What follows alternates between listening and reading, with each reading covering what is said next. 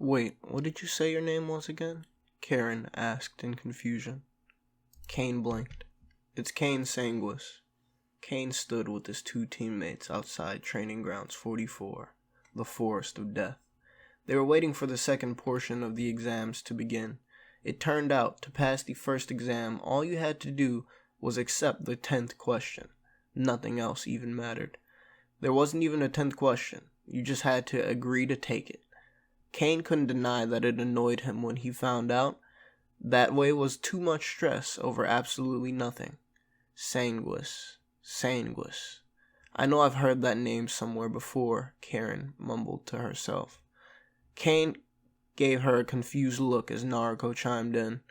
Where would you have heard that name before, Karen? Kane's spent his entire life here in Konoha. Sanguis. Oh, I know. Karen smiled as she apparently remembered what she wanted to. Sanguis is a clan. Why didn't you just say so, Kane? I knew I'd heard of your name before. Kane's mouth dropped open in a surprise as his two teammates looked at him in bewilderment. What? I'm not part of any clan. Yes, you are. I remember the name being one of the ones I wrote down for an exam one time during my last year, before becoming a Guinea. Tanigakure isn't a powerful house like Konoha, so we spent a lot of time learning about other smaller hidden villages, because they're our competition. The Sanguis clan, located in Hoshigakure, the village hidden among the stars. It's in the land of bears, Karen said matter-of-factly. Kane completely froze as he processed this information. He was part of a clan? A clan in Hoshigakure? This couldn't be right. Karen must be mistaken. There was no way he was part of a clan. Why, he was born here in Konoha. Why was he born here in Konoha if he was a clan member of another village? There was no way they would let that happen. Hidden villages valued clans and their members above almost everything else in the shinobi world. As the proctor, Anko Mitarashi screamed for everyone to get in position. Kane felt numb as he watched Karen walk away after a quick hug with Naruko and a wink at Sasuke. If he had a clan, then did he also have a family? Kane, you okay? Naruko asked with concern. He shook his head. Now wasn't the time for this. He needed to focus on the exam. Naruko and Sasuke were counting on him. Yeah, I'm fine. I'm ready, Kane assured them. He would look into it later. Kane sighed to himself as he stared into the flames of the small campfire in front of him. The exam had been underway for 8 hours, and Kane was currently on the lookout while Naruko and Sasuke had slept. His shift was the first shift, and after another hour had passed, he would wake Sasuke up for his turn. Kane's thoughts drifted to Karen's words, but he immediately squashed them. She was wrong. She had to be. The fourth Hokage would have told him if he was part of a clan. Besides, there was nothing he could do to try and verify her words until after the exam was finished. Kane jumped up and whipped out a kunai as he heard a guy scream. The scream was close, too close for comfort. Suddenly, Kane felt uneasy. A peculiar feeling grew within him as he smelled something nauseating that upset his stomach. The smell was coming from the direction that the scream came from. And then almost immediately after he smelled it, it was no longer an unsettling aroma. Rather, it was bland, a weak smell that no longer bothered him. It didn't smell good, nor did it smell bad. It smelled coppery, and it was calling to him. Kane felt a pull towards it, unlike anything he'd ever felt before. It wasn't all-consuming or demanding pull. No, it was as if it beckoned him, promising sweets and gifts should he come. It reminded him of the feelings he got around water. Kane began making his way towards the smell. It wasn't too far, maybe 50 or so meters. Kane wasn't sure how he knew that. As the smell got stronger and stronger, he finally found the source. The corpse of a young Guinea ninja wearing a Sound Village headband lay on its torso, in the middle of a clearing, several kunai embedded and sticking out of its back. Kane walked closer. The smell coming from the body. What was the smell? Kane relaxed as his eyes landed on the open wounds on the ninja's back. There was blood everywhere, and the stench was coming from the blood itself. That explained the hint of copper to the smell. Kane had felt the pull from the water many times before, but never from blood. Why had it happened this time? He slowly walked closer and removed each kunai from the back of the corpse with caution. Kane stared at the open wounds, the fresh bloods the wounds were excreting. And without moving a muscle, Kane began to move the blood. He had never thought about it. What would it be like to manipulate someone else's blood? It was different than his own.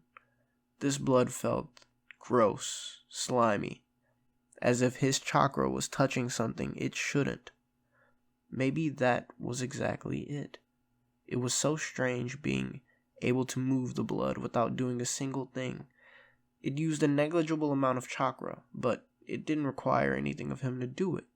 No connection, no hand signs, no thought, nothing. It was as if the blood was coming from the ninja, was his chakra. It was just in the wrong place, outside of his body rather than the inside. It was the same with water too. He dropped the small amount of blood he had been tampering with back where it belonged as he continued to stare. Water always felt soothing, calming, nurturing. Blood always felt bland, tasteless. Kane felt more from this guy's blood than he ever had with his own, and it was not a pleasant feeling in the slightest. It wasn't necessarily a horrible one either. It just wasn't good. It made him feel gross, as if he needed to take a shower because he'd been playing in the mud. The only thing his blood had ever felt was warm. This guy's blood, it felt warm too, Kane realized.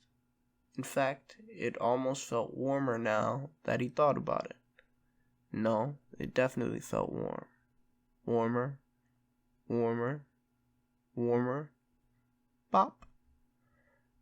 Kane stared in shock as a tiny, tiny little bubble formed in the blood immediately before popping. Having lost his concentration, Kane realized the blood suddenly didn't feel as warm as it had a few moments ago. He tried focusing on the heat of the blood again. Pop.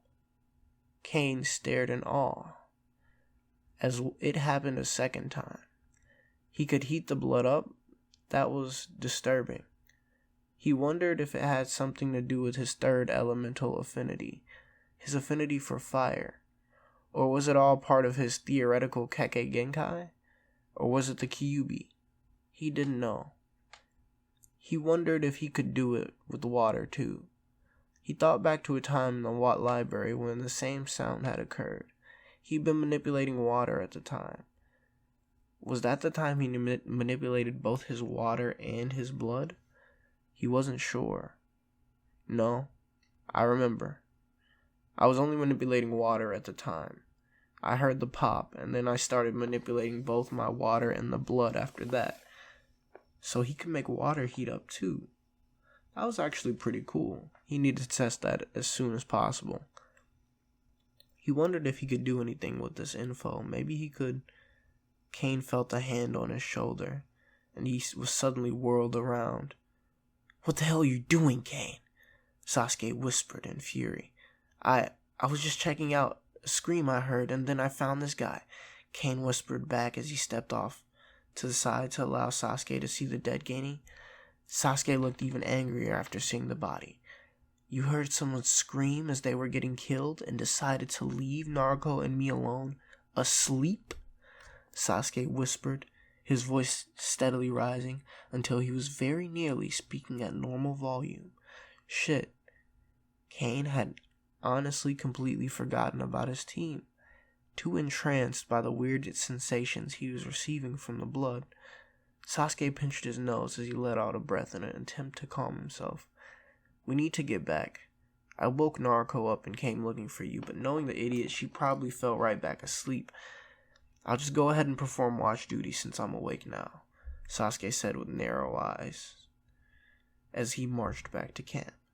Kane followed dutifully, never even glancing back to the body. He didn't have to. He could still feel it. The 3 members of Team 7 were eating freshly cooked fish. Well, Kane and Sasuke were eating freshly cooked fish. Naruko finished hers quite some time ago. She was always the first to finish food. Her table manners were horrible. They were sitting next to a large lake. Sasuke had gone fishing by literally diving into the water and grabbing fish underwater. Kane had been impressed. Naruko had called him a showboater. Kane was enjoying both the food and presence of the water, but he didn't want to do it with Naruko and Sasuke sitting around. He hadn't told them about his weird abilities, and using them in front of the two would undoubtedly lead to questions and confrontations. I wonder if I should tell them. Kane snapped his head up and stared at the lake. Kane could feel everything in the lake. All the fish were like chakra to him. He couldn't see the fish themselves, but he could feel the chakra within them as they moved through the water, and he could feel the disturbance in the water that their movements caused, which is why he was able to notice when suddenly 3 very large fish suddenly appeared near the top of the water on the other side of the lake. Human-sized fish, to be exact. And they were heading straight for him. "Something's coming," Kane said, causing reactions of shock from his 2 teammates. Both immediately stood up and got into battle positions. "Where? How do you know, Kane?" Naruko spoke with steel in her voice. "They're coming from the water," Kane said as his eyes didn't stray from the lake. Sasuke stared at Kane for several seconds. "Move," he suddenly commanded as the 3 of them took shelter in the forest nearby, each one hiding in a different location while still being able to see the camp.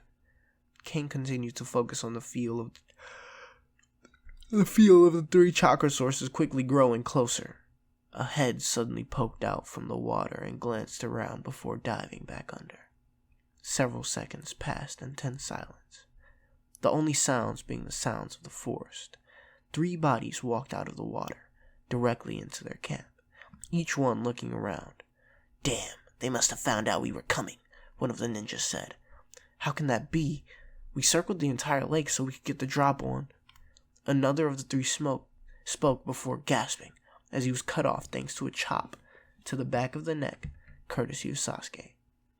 Kane's eyes widened. He hadn't even seen Sasuke move. The other 2 whirled around to face him, and suddenly both were flat on their faces, with Naruko standing with 1 foot on each ninja's back. Sasuke dove forward and gave the 2 the same treatment as the first. Kane slowly walked out as he processed what happened. "Kane, that was awesome. How did you know they were coming?" Naruko shouted with excitement as she rushed over to him. "Oh, I don't know. I just thought I saw some people diving into the lake a little ways off. I figured they might be coming for us, so..." "That's amazing, Kane. Neither me nor Sasuke even knew they were coming." She gushed, causing a blush to rise on Kane's face. "Check it out. They have an Earth Scroll. Now we have both," Sasuke said with a pleased smirk as he held up his trophy. Kane glanced at the 3 down ninja. Once again, he hadn't lifted a single finger. But this time, it was okay. This time, Kane had helped. This time, Kane felt like he was a part of the team. End of chapter 15. Alright, thanks for listening, guys. I know it's been a while since the last part. But I ain't even gonna make excuses here, bro. I'm gonna get the next one out soon. I'll not delay. Hopefully I'll see you guys in the next one. Thanks for tapping in. Thank you if you stayed this long. Like and subscribe. I'll catch you later.